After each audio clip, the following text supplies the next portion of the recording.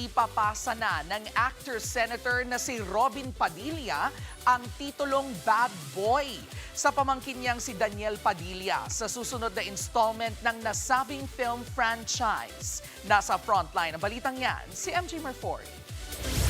Masaya po sa showbiz kaysa sa politika. Yan ang pag-amin ni Senator Robin Padilla matapos ma-reunite sa Showbiz Press sa special preview ng kanyang pelikula na Bad Boy 3 na higit isang dekada in the making.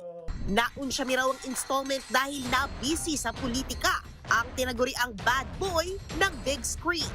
Pero sabi ng actor-senator, about time na para ipasa niya ang titulong Bad Boy sa nararapat na tagapagmana. Walang iba kundi ang kanyang pamangkin na si Daniel Padilla. Lalo pa at pinaplano na nila ang Bad Boy 4. Oo, kasi boy parang baka wala nang maniwalang boy pa ako. Hindi rin malayo na ang special someone ni Daniel na si Kyla Estrada ang maging leading lady.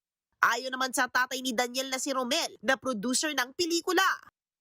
Naman, di ba?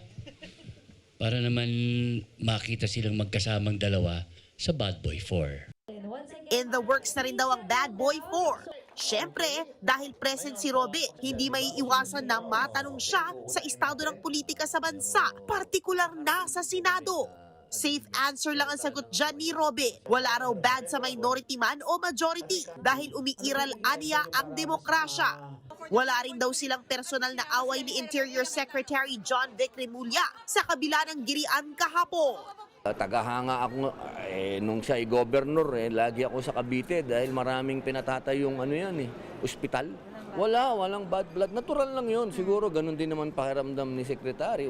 Ganun talaga. Meron siyang pinaglalaban, meron din akong pinaglalaban. Ang importante, walang nagbuhat ng kamay.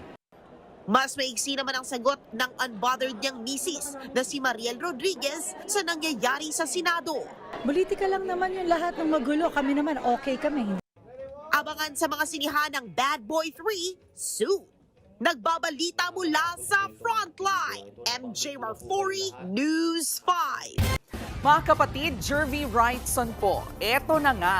Para sa latest showbiz news at iba pang K-alaman, mag-follow at mag-subscribe na sa social media pages ng News 5.